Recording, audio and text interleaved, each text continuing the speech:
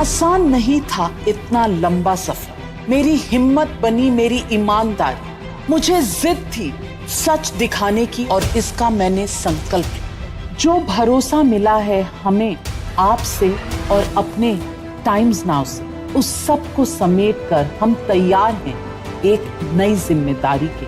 हमें यकीन है आपका भरोसा बना रहेगा, मुझ पर भी, मेरी टीम पर भी।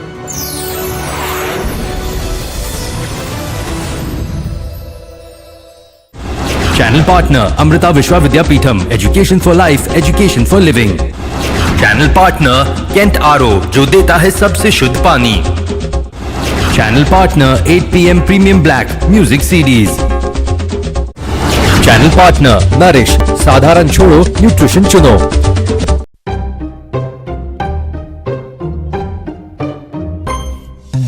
We move so your world can move. If it's important, Blue Dart it. At the heart of every great change is a great human. Come help us create value with businesses everywhere. Accenture, let there be change.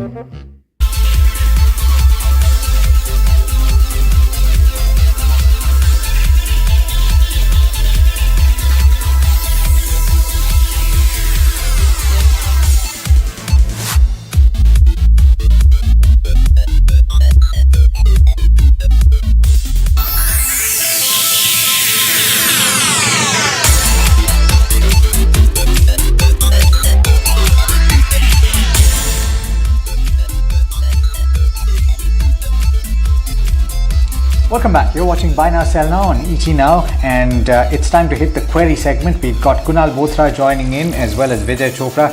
Thank you to the both of you. Gentlemen, we're running a little bit late on time, so I would encourage you to keep your answers just a tad bit short today. Now, I'm going to start with a question for you, Vijay. This one is from Sangeeta. It's on IRCTC. She's holding 30 shares at levels of 1,989. And she's talking about the latest corporate announcement, which is that the board will consider a stock split on the 12th of August. She's asking if she should add more at this juncture or should she hold? I believe that, holding on to the stock is a good strategy because, this is one company which is having a kind of a monopoly in the entire railway space. And as the unlock happens and the number of trains they increase, I suppose that over a period of time, the business would increase considerably. And IRCTC is also revamping its the entire food division and a lot of other services. So there is money to be made here. I think that, this is a long-term pick. If somebody holds on with a long-term perspective, the stock has the potential of going above 3,000. So just keep on hanging around. And if at all, you get a good price, you can add on to the stock as well. But again, don't worry with the fluctuations in the stock. So better to hang around with this, and this is a good stock which would definitely deliver results over a period of time, and there is money to be made. Just keep on hanging around.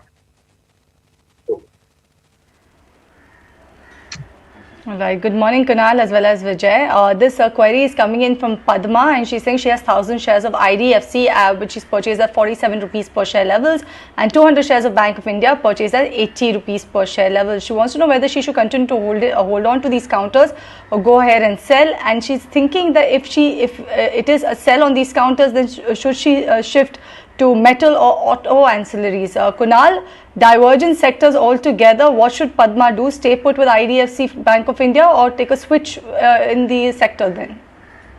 So good morning, Cheryl. I would suggest to hold on to both of the names, specifically in fact for IDFC. I would suggest the hold. I think the stock has confirmed a breakout on a lot of technical parameters. The volumes are also starting to improve for IDFC. And I think if I'm not wrong, there was a strong uptick as well into the stock just about a couple of weeks back. So I believe that the stock is getting into that stronger momentum on the short-term charts as well. So would hold on. Bank of India looks also attractive, but I think if you are looking for a slightly better, edged stock in terms of momentum, then I would advise. We traditionally look at SBI as being one of the best bets on the PSU banks. But if you want to have slightly high risk appetite, then you can probably look at maybe a Canara Bank or even an Indian bank at current levels. I think both these stocks look fairly attractive and more robust in terms of price patterns compared to Bank of India. So the PSU banking pack looks attractive, but I would still suggest maybe a switch from Bank of India towards either a Canara Bank or Indian Bank, depending on your risk appetite.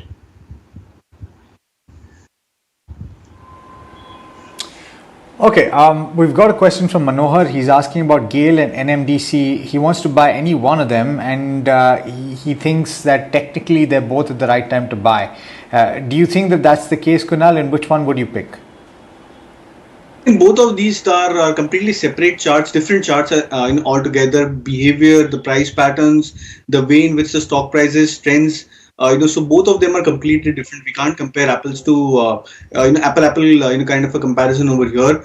GAIL, for example, is a stock which is more strong, sturdy. It has a tendency of going into stronger periods of trend, but for a very short duration of time. The stock has a habit of consolidating more. NMDC, on the other hand, I think the stock is more high beta as compared to GAIL, and we've seen the price performance for NMDC in the last 7-8 months. The stock managing to give a return of more than, I think, 100% or 125% in that kind of a time span. So the stock, which has done exceptionally well over the last few months, I would probably want to look at those kind of names which are already in the thick of momentum. So if you have to pick and choose one of them, I would recommend NMDC at current levels. Okay, this query is coming in from KR Balan. He intends to buy 200 shares each of Varroc Engineering and Sona Comstar so that he can be present in the auto ancillary space. So he wants to know whether this sort of a strategy makes sense, or should he not look at auto ancillary space, instead look at IT or metals, and his time horizon is like for a medium term. So Vijay, what should rather Mr. Balan do? Does it make sense to pick up Varroc Engineering and Sona Comstar to be present in the auto ancillary space? Well, I think that the best placed company in the auto ancillary space is Motherson Sumi. If somebody wants to buy with a short to medium term perspective, Motherson Sumi would offer a better return. As far as Varroc goes, there is a kind of a death cross happening around these levels. So I would not recommend, and the stock has not done anything in the last 1 year odd where the markets have zoomed up. So I would say that better than Varroc, and of course Sona Comstar, it is a recent listing, and of course the valuations are pretty high. I would say it is trading at a very high multiple. So I would recommend a Motherson Sumi, which is a much more stable company, has a global footprint, and is supplying to the auto majors of the world. So if at all, even in India, there's a slowdown, so Motherson can cope up with the other parts of the world, and where, they have very strong presence in Europe and Americas. So I think Motherson Sumi is one of the best companies to buy in the auto ancillary space. Right. I just want to address the Hdfc results. You see some of the numbers flashing on your screen. In fact, let's pull up the chart and see what the stock is currently doing. You have the PAT that it's come in at 3,000 crore rupees, and this is also, apart from that, you have updates that I'm reading off the press release that has come on to the exchanges. You have a 22% growth in individual loans after adding back loans that have been sold in the preceding 12 months. You have what the bank is, rather the NBFC is calling a sharp pickup in disbursements in the month of July, which was the highest ever in a non-quarter month. They're talking about a 22% growth in net interest income as well, and you see that the HDFC stock is picking up over the last few minutes or so. NIMs have come in at 3.7% or thereabouts, and in fact the NII number has also come in. We have a number of about 4,000 crore rupees that has come in. Capital adequacy ratio at 22% is the update. So that's more or less what we have. The NBFC is talking about a growth in home loans, which was seen in both the affordable housing segment as well as in the high-end properties. This is something that was being witnessed. A lot of people seemingly going out to either upgrade or buying a new house on account of the kind of disruption that has been caused by the pandemic. You have the company also saying that the business has reverted to normal trends in the months of June and July. Certainly positive updates coming in from HDFC's management. I want to come to you, Vijay. Just initial thoughts on the numbers that are coming very quickly. Would you say that it's a consistent buy for you? Well, if you ask me, HDFC is one of the most stable and the most formidable names in the entire NBFC space. And this tells time and again that, I've been talking about since more than 6 months now, that, real estate is going to revive big time. And once we see the real estate revival, the NBFCs related to it, the housing finance companies are definitely going to revive. The reason is that the interest rates are low, the property rates haven't started firming up as yet, and in most of the towns, leave the 4-5 top towns of the country. In the tier 2-3 towns, I think the property prices haven't even started moving. And look at the types of companies, DLF, what it is doing, Prestige Estates, Oberoi Realty. All these companies have been posting good numbers. And the pickup in especially the residential home sales has been stupendous. And I think that once the residential goes up, it would be followed by commercial. And real estate is going to have a gala time in the next 5 years. I can assure you that.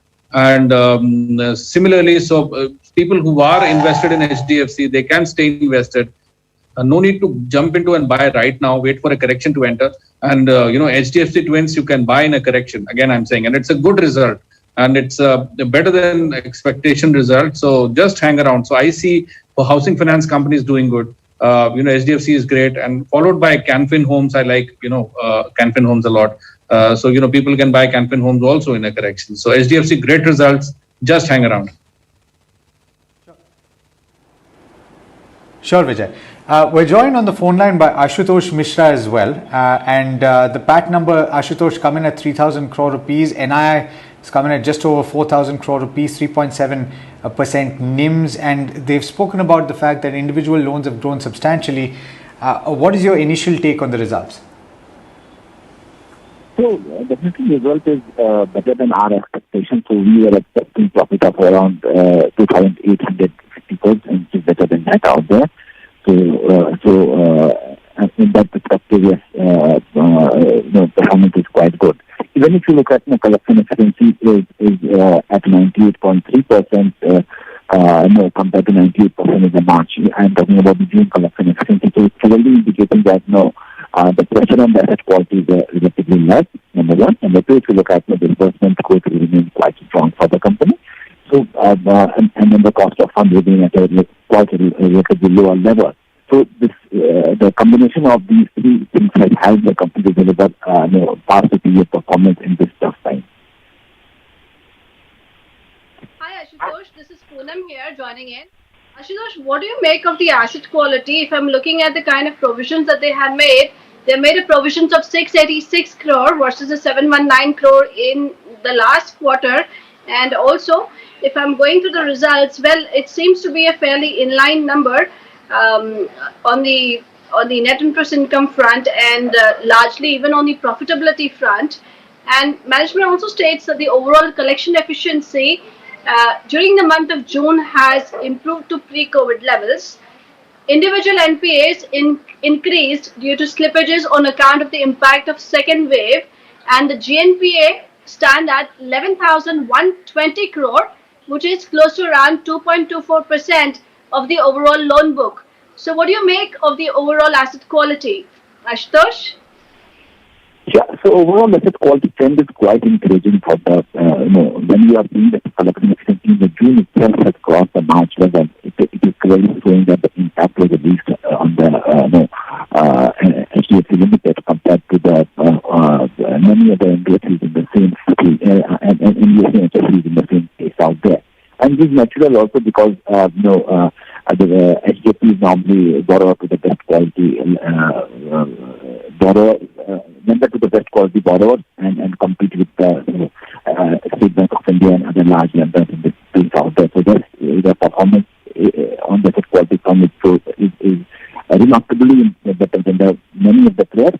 And the provisioning coverage ratio, if you look at on overall basis, is also clearly indicating that impact on the bottom line in the coming quarter two will be very less, even if suppose we see some more COVID-related knocks coming in the system. And over and above, you are clearly seeing that disbursement growth is very, very strong for the company, and real estate sales are picking at this point of time. So on the growth perspective, also what do you make in terms of the overall valuations also? Of course, the stock continues to command premium valuations, Ashutosh. Do you think that there is more upside in the stock even from the current levels? Given that in a tough environment, we are still seeing HDFC Limited to relatively perform better versus the other housing finance players. So I clearly see that there is room from for HDFC given this performance is better as I described. They are out there and is far better in this current scenario. We have seen some consolidation or correction in the LDFC Limited performance, mainly because FIs are currently returned in the market out there. Start seeing GFC banks and the performance improving from here. But I am very comfortable on the valuation front compared to if you look at the peers, many peers in the housing finance as well as in the space. Their asset quality and their operational performance and growth prospects is relatively better than many of them.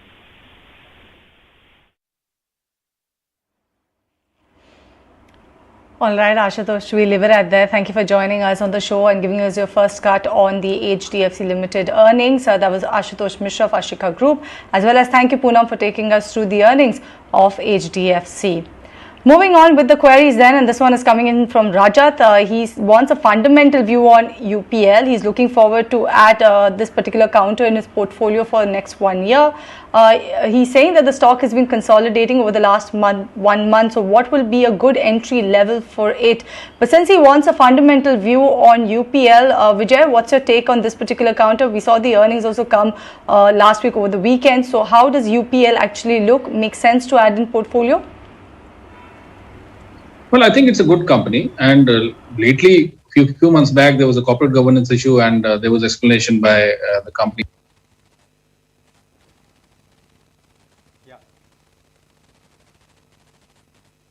Correction, and I think that let this correction, let's wait for the correction to finish, and if at all you get the stock somewhere around 750, 760, it would be a good level to get into the stock. So I would recommend that you can buy UPL, great company, good company. But again, wait for this correction to get over. 750, 740 would be a good area to get into the stock afresh. Okay, one of the biggest losers on the Nifty 50 today. Let's talk about DLF then. And coming to you on this one, Kunal, Sri Kuttan is asking about whether or not he should buy more. He's bought at levels of 330. Is the current price a good level to buy? Well, real estate stocks are, very strong play in terms of momentum. In fact, over the last 2 months, specifically, one of the major sectors which has outperformed, on the indices, even when the Nifty is consolidating, has been the real estate pack. So the metals and ITs are the other two sectors. So I believe that with in the sector in the thick of strong momentum, it's it's a good strategy to try and average out your holdings, even if the stocks they tend to rally up higher from your initial purchase point. So I would suggest an averaging strategy on DLF, and I think a much more better strategy would be to try and add on to many other real estate stocks, because each of these stocks are very typical in nature. So I would suggest maybe a Kolte Patil at current levels. You can add maybe a Sobha Developers at current levels as well, depending on your risk appetite.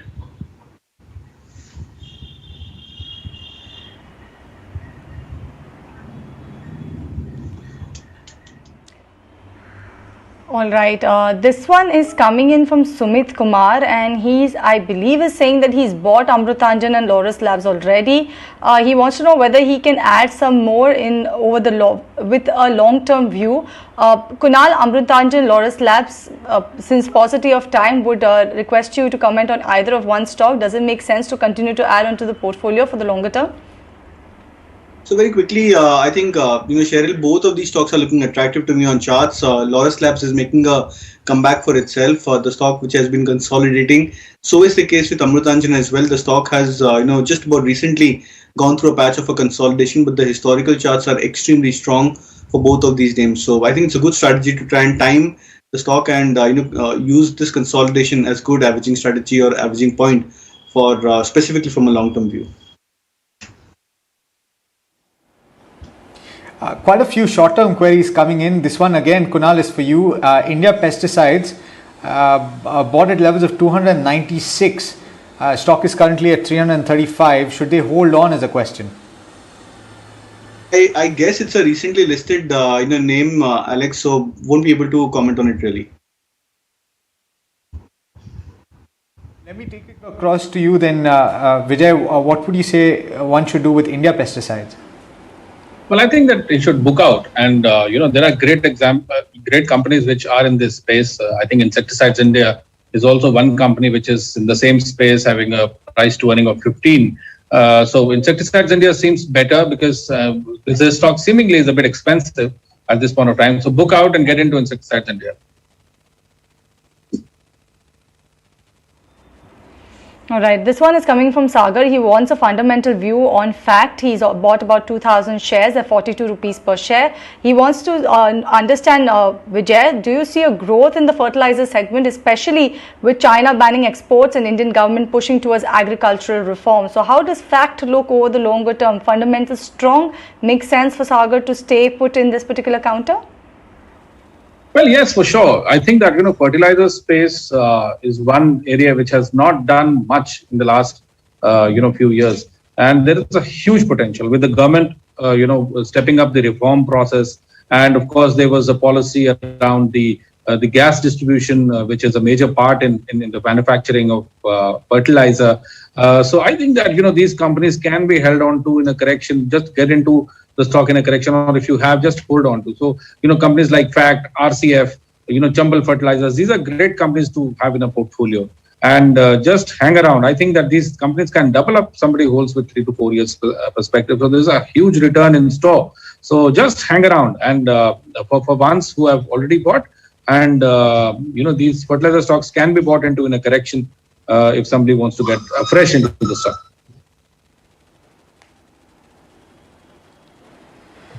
All right, Vijay, thank you so much for that. And Kunal as well, thank you so much for joining us and taking all of the queries that you did take. I do want to apologize to all those of you who've tuned in on social media and haven't had your questions answered today. We had quite a bit of a disrupted session today. We promise to take as many as possible in tomorrow's session. And this is my hope.